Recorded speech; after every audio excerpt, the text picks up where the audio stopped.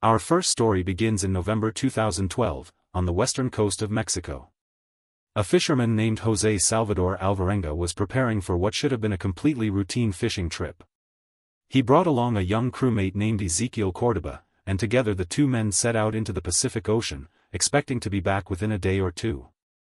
But shortly after leaving shore, a violent storm appeared, far more powerful than anything they had expected. The waves grew massive. And instead of being pushed back toward shore, their small boat was pushed further and further into the open Pacific. Then their engine failed. Then their radio stopped working. In an instant, two men in a small fishing boat were completely cut off from the rest of the world, drifting helplessly into one of the largest and most remote oceans on the planet. With no rescue coming, Jose and Ezequiel had only one option: survive on whatever the ocean could give them. They caught fish with their bare hands. They ate sea turtles and birds. When rain fell, they collected every single drop. Every meal was a struggle. Every day was uncertain. But the hardest part came months into the ordeal, when Ezequiel began to deteriorate. The young man struggled to eat the raw food keeping them alive. His condition worsened. And despite everything Jose did to help, there was nothing that could truly be done out there in the middle of the Pacific Ocean. After months at sea, Ezequiel died, leaving Jose completely and utterly alone. For most people, that would have been the breaking point. But Jose didn't give up. Day after day, month after month, he kept going. Kept eating. Kept collecting water. Kept surviving, with no idea where he was and no idea if anyone was even looking for him.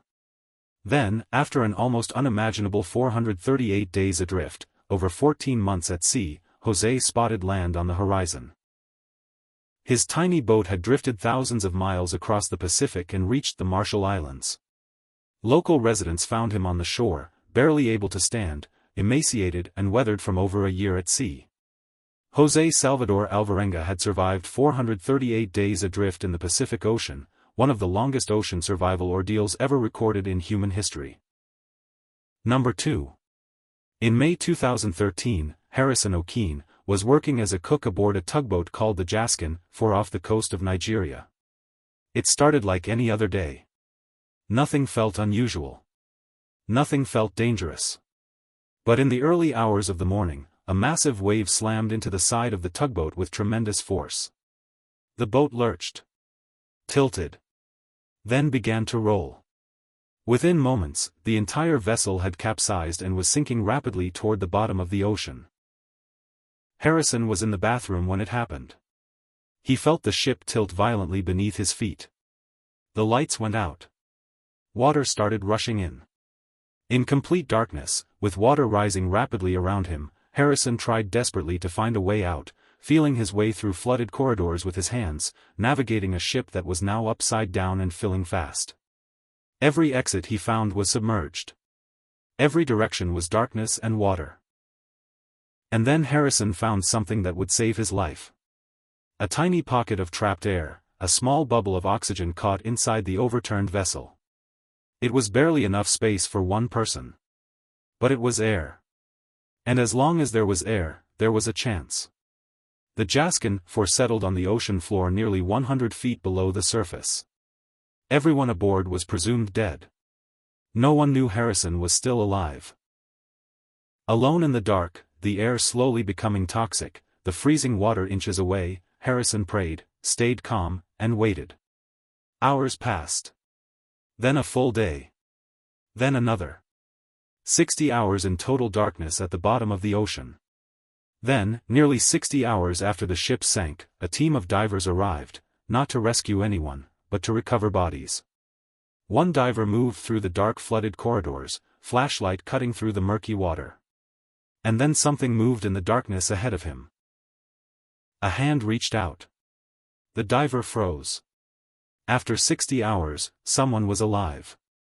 Harrison was carefully guided out of the wreck and placed into a decompression chamber before finally being brought to the surface. 60 hours. 100 feet underwater.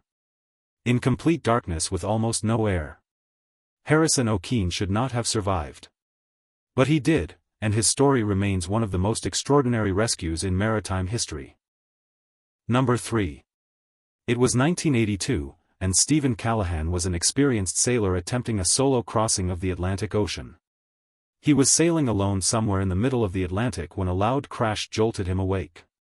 Something had struck his boat. Water immediately began pouring in. The damage was catastrophic.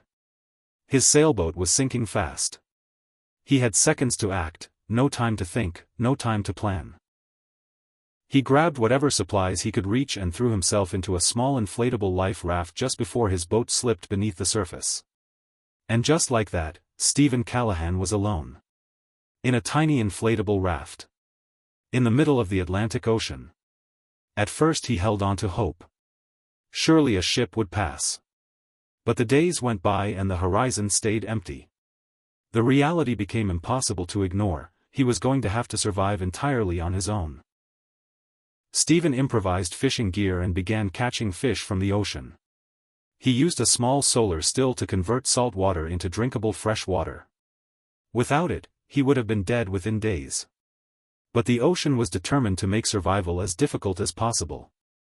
Storms battered the raft repeatedly. The sun burned him during the day. The cold tortured him at night. And beneath the raft, sharks circled constantly. Sometimes bumping against the floor, reminding Stephen just how thin the barrier between him and death really was. Week after week he drifted westward. His body grew thinner. His strength faded. But his determination never broke. Every single day, the same routine. Catch food. Collect water. Repair the raft. Stay alive. Then do it all again tomorrow. 76 days after his boat sank, more than 2.5 months alone at sea, Stephen finally spotted a fishing boat on the horizon. The crew pulled him aboard. He had lost nearly a third of his body weight. He was sunburned, exhausted, and barely recognizable. But he was alive. 76 days alone in the Atlantic Ocean, one of the most remarkable examples of solo human survival ever recorded. Number 4. In November 1971, 11-year-old Jo Duperrault and her family were set out on what was supposed to be the adventure of a lifetime. The Duperrault family had chartered a beautiful sailing yacht called the Bluebell for a dream vacation through the Caribbean, warm sunshine, turquoise water, tropical islands. For weeks, the trip was everything they had hoped for. For an 11-year-old girl, it must have felt like a fairy tale. But then came a night that changed everything. A violent and terrible incident unfolded while most of the family was asleep. Jo was woken by strange sounds from the deck above. She emerged to find complete chaos and horror. Within a very short time, Jo was completely alone. The yacht was sinking. And with no time to think and no one to help her, this 11-year-old girl did the only thing she could. She found a small cork float, not a proper life raft, just a tiny flotation device barely large enough to sit on. Lowered herself onto it, and watched the Bluebell slip beneath the waves. And Jo Duperrault was alone in the middle of the Caribbean Sea. No food. No water. No shelter from the burning tropical sun. No way to signal for help. The hours passed. The sun rose and beat down with brutal intensity. Her skin blistered. Her lips cracked. Dehydration set in. And still no ships came. Day turned to night. Night back to day. Then another night. Then another day. Jo held on. With a calmness that is almost impossible to understand for someone so young. After nearly 4 days alone at sea, a cargo ship finally spotted the tiny figure floating in the open water. When the crew pulled her aboard, they were astonished to find an 11-year-old girl who had been alone in the Caribbean for almost 4 days with nothing at all. Jo Duperrault survived. And her story of courage and determination remains one of the most extraordinary survival stories ever recorded. Number 5. Maurice Bailey and his wife Marilyn. In 1973, the two experienced sailors set out on a voyage across the Pacific aboard their beloved yacht, the Orlin. Life at sea was nothing new to them. They were confident, capable, and well prepared. But the Pacific Ocean had something completely unexpected waiting. One day, without any warning, their yacht was struck by a whale. The impact was violent and catastrophic, enough force to cause severe structural damage to the hull.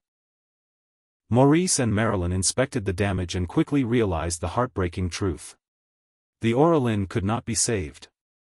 They grabbed what emergency supplies they could and climbed into a small inflatable life raft, watching helplessly as their yacht sank beneath the Pacific Ocean. 2 people.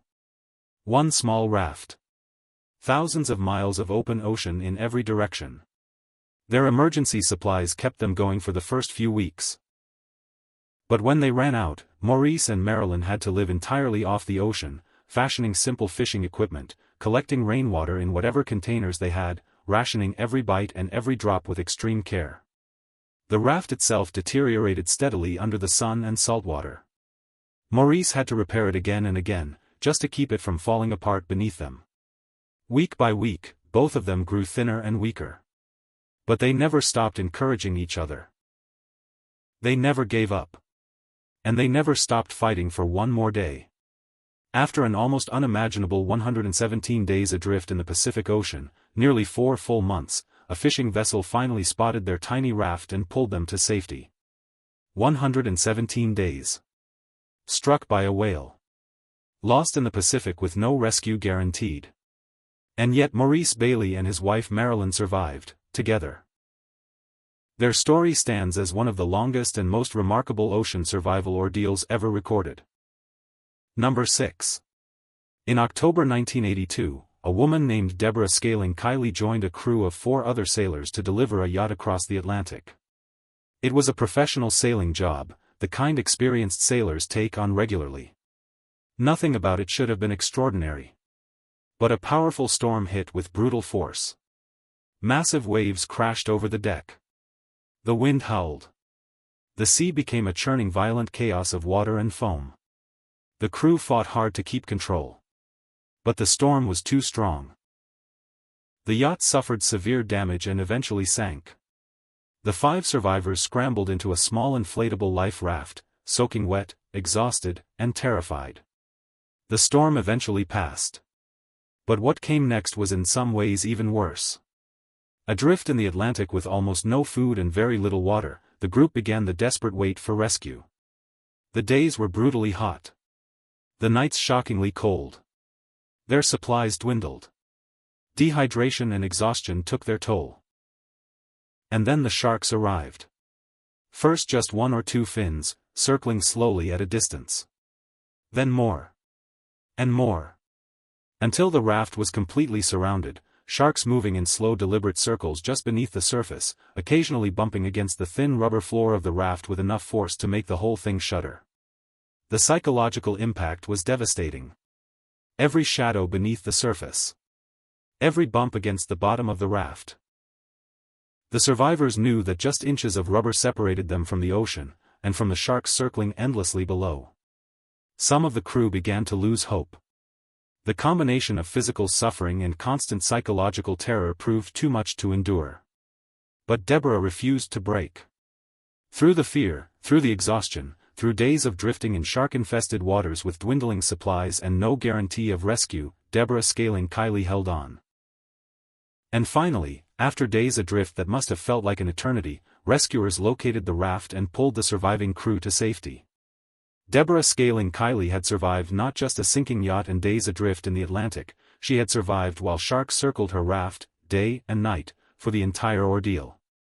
Her story is one of the most chilling, most harrowing, and most remarkable ocean survival stories ever told.